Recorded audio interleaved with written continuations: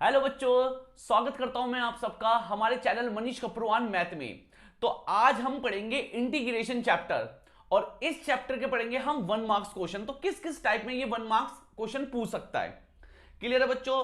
तो सबसे पहले आपको पता है इंटीग्रेशन आपकी दो पार्ट में बटी हुई है, एक आपका इंडेफिनाइट इंटीग्रल और एक है आपका डेफिनाइट इंटीग्रल। तो 1 मार्क्स का क्वेश्चन कहीं से भी आ सकता है, ये भी हो सकता है एक आ जाए डेफिनाइट इंटीग्रल का और एक आ जाए आपका इंडेफिनाइट इंटीग्रल का। क्लियर है बच्चों। तो आज हम पढ़ेंगे इन्हीं क्वेश्चंस को, जानते हैं कि कैसे आपके क्वेश्चंस आ सकते हैं। क्लियर है। तो आते हैं हम फर्स्ट क्वेश्चन में। आपको वैल्यू निकालनी है sine inverse root x plus cos inverse root x की।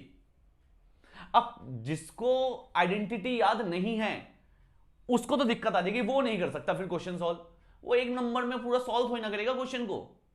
तो याद करो, इनवर्स ट्रिग्नोमेट्री में मैंने चैप्टर पढ़ाया भी है आपको। इनवर्स ट्रिग्नोमेट्री में आपने पढ़ा है कि sine inverse x plus cos inverse x बराबर कितना होता है, π/2। तो यानी कि sine inverse root x plus cos inverse root x भी कितना होगा, π/2 आपका। यानी कि sine inverse root x plus cos inverse root x,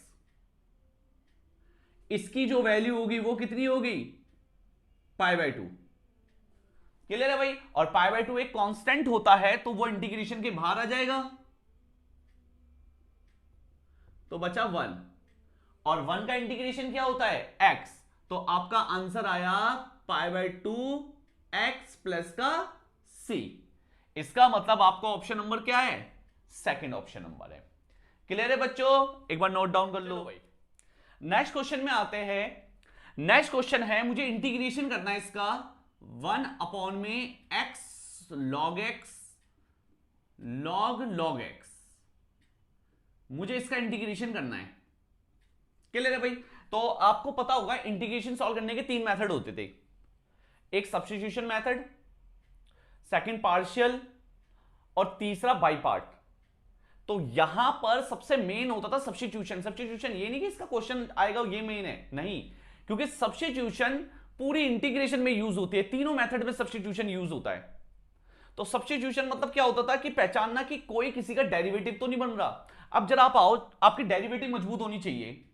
अगर मैं लेट कर लूं log x को t और उसका डेरिवेटिव कर दूं, तो log इसको मान लूंगा मैं x, तो log x का डेरिवेटिव क्या होता है, 1 में x ये।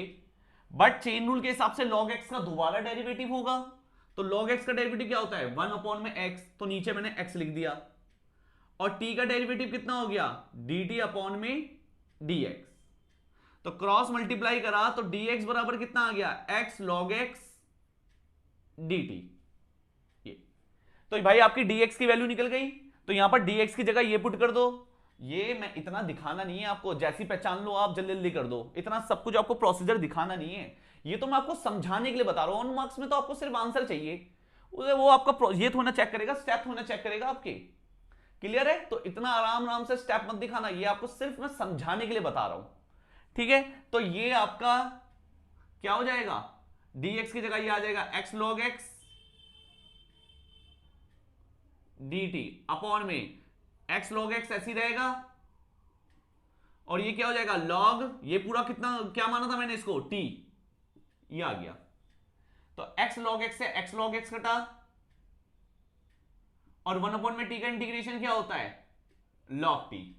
जहां पर t की जगह क्या है, log x। तो ये है आपका आंसर, यानी कि ऑप्शन नंबर बी। क्लियर है भाई। तो एक बार नोट डाउन कर लो भाई। नेक्स्ट क्वेश्चन क्या है, 1 माइनस साइन स्क्वायर एक्स। तो मुझे इसका इंटीग्रेशन करना है। तो भाई ये तो सिंपल सा क्वेश्चन है, 1 माइनस साइन स्क्वायर एक्स, ये तो 10वीं क्लास में आइडेंटिटी पड़ी होगी। 1 माइनस साइन स्क्वायर एक्स क्या होता है, कॉस स्क्वायर एक्स। और 1 में कॉस स्क्वायर एक्स क्या होता है, सेक स्क्वायर एक्स। और सेक स्क्वायर एक्स का इंटीग्रेशन क्या होता है, tan x। तो यानी कि इसका ऑप्शन नंबर ए आंसर आ गया। क्लियर है भाई, एक बार नोट डाउन कर लो। नेक्स्ट क्वेश्चन में आते हैं। देखो नेक्स्ट क्वेश्चन क्या है आपका, नेक्स्ट क्वेश्चन है आपका कि आपको इंटीग्रेशन करना है 9 माइनस 4x² का। क्लियर है भाई?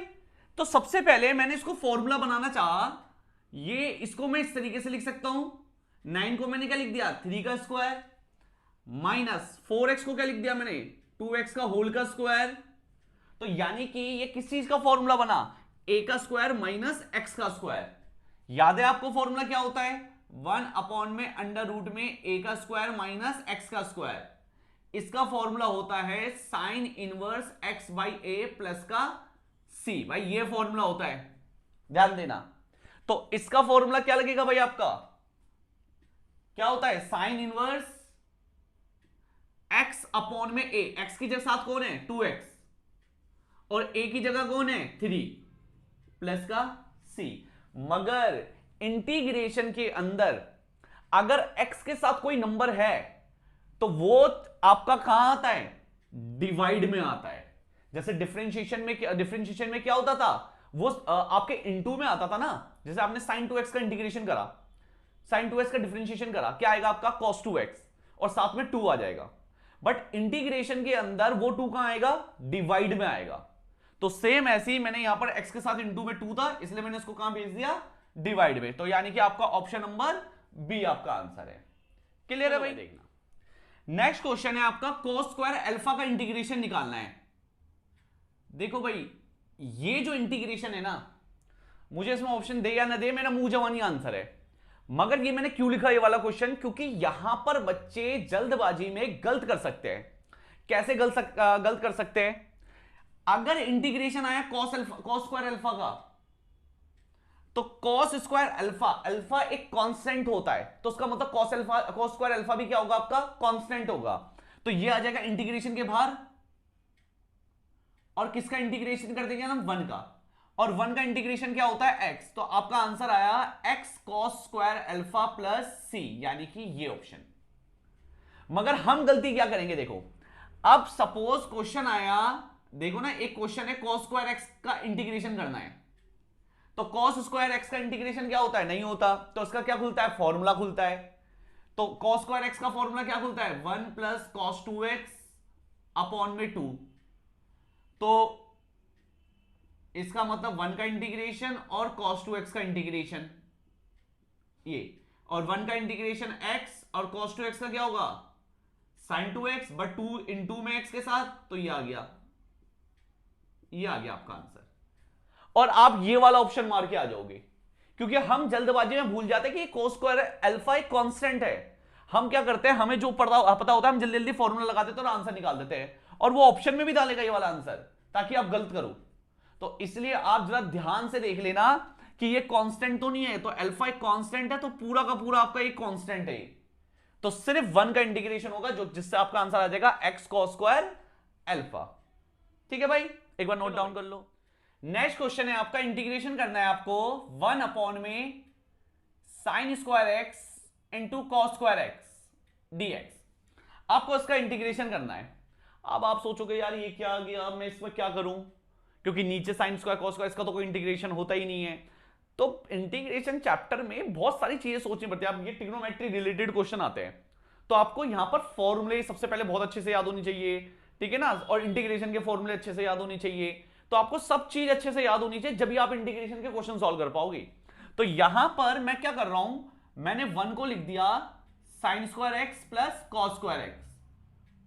ठीक है भाई, sine square plus cos square 1 होता है, और अपॉन में ये। तो मैंने क्या करा, एक बार साइन स्क्वायर एक्स के नीचे लिख दूंगा पूरा ये,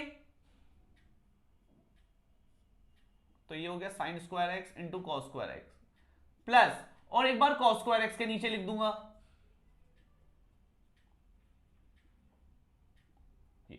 साइन स्क्वायर से साइन स्क्वायर कटा, 1 अपॉन में कॉस स्क्वायर क्या होता है sec square x plus cos square से कॉस स्क्वायर कटा, 1 अपॉन में साइन स्क्वायर क्या होता है कॉस सेक स्क्वायर।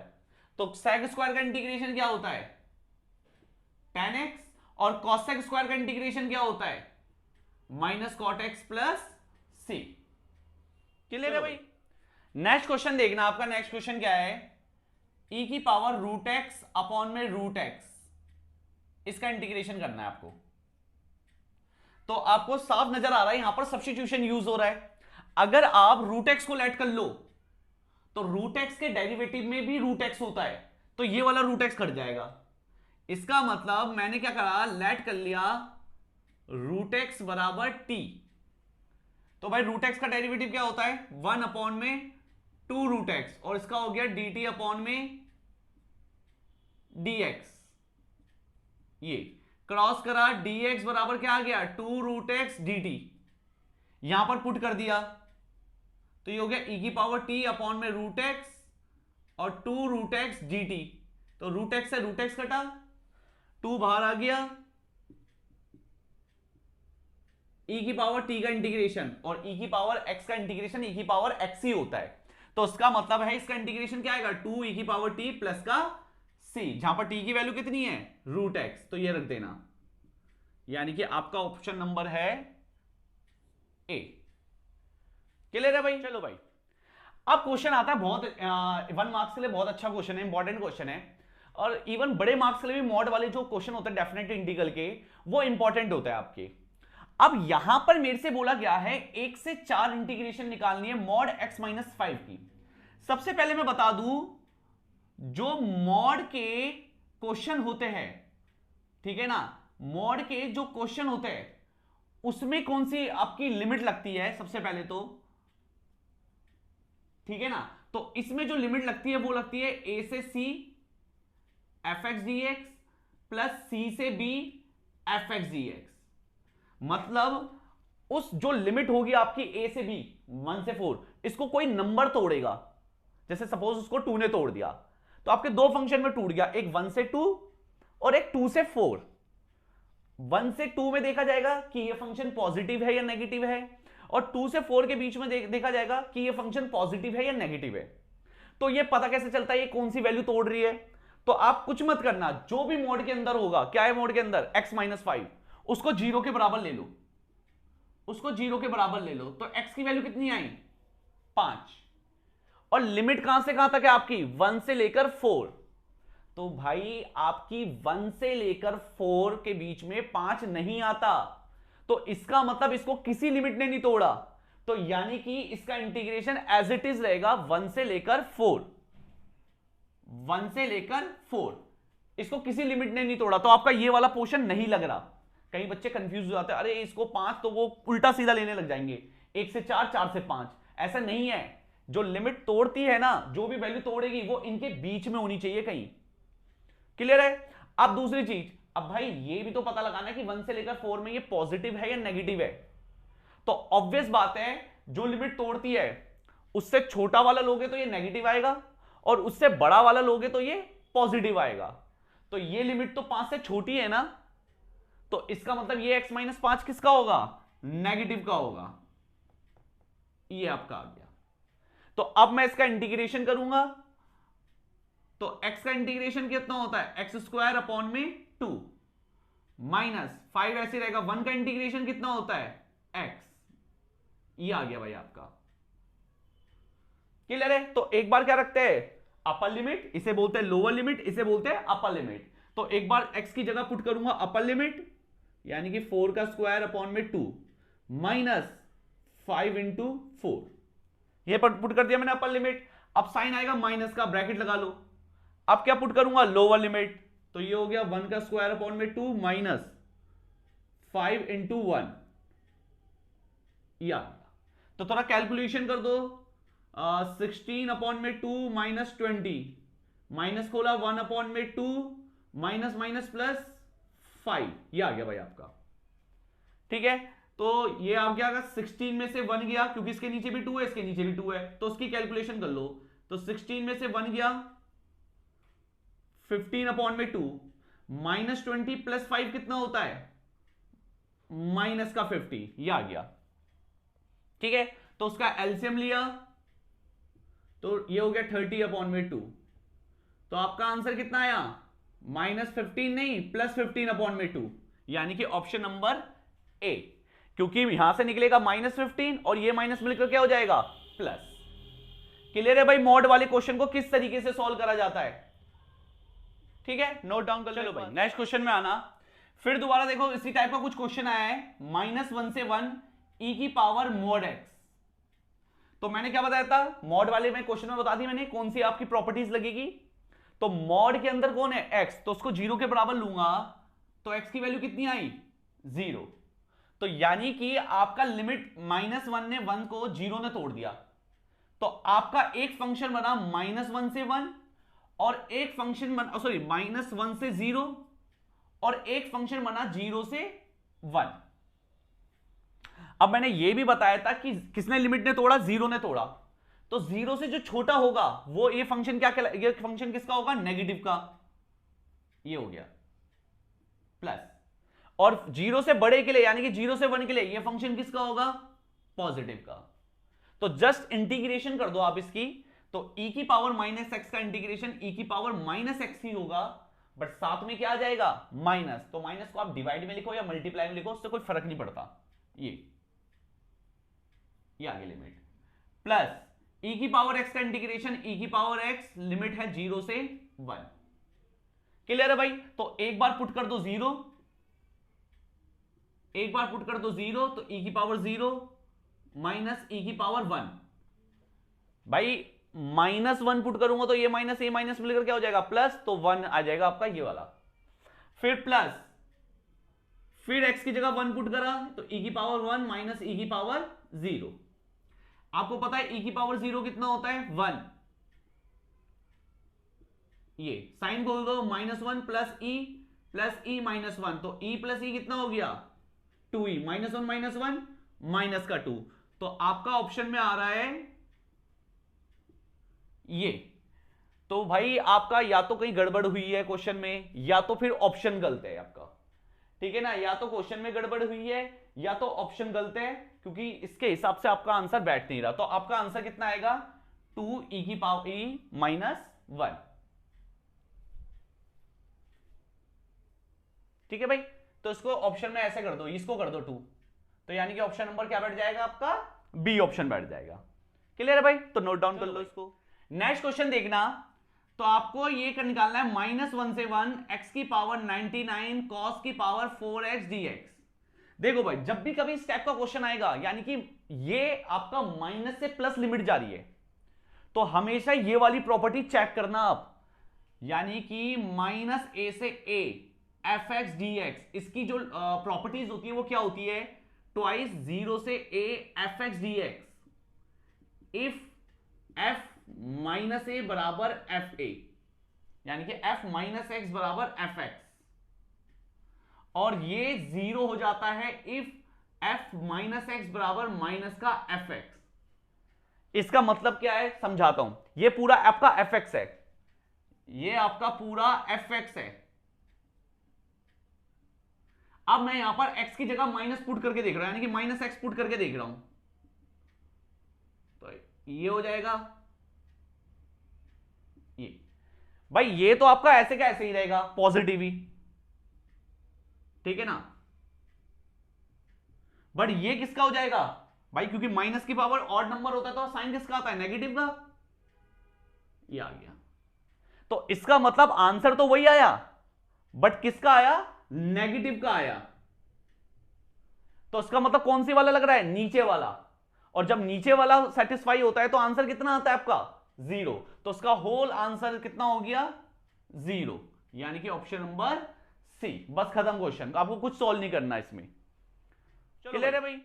दोबारा सेम क्वेश्चन आ गया, मॉड कॉस एक्स।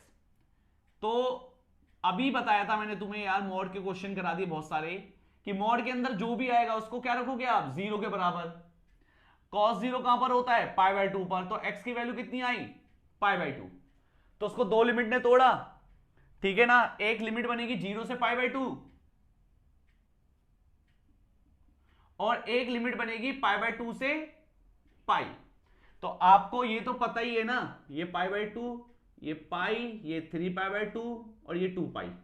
तो 0 से π/2 के बीच में क्या होता है, कॉस। इसमें तो हर कोई पॉजिटिव होता है, तो यहां पर कॉस एक्स क्या रहेगा, पॉजिटिव। बट π/2 से पाई यानी कि सेकंड क्वाड्रेंट में कॉस क्या होता है, नेगेटिव। तो यानी कि यहां पर क्या आएगा, माइनस का कॉस एक्स। क्लियर है भाई। तो कॉस एक्स का इंटीग्रेशन क्या होगा, साइन एक्स,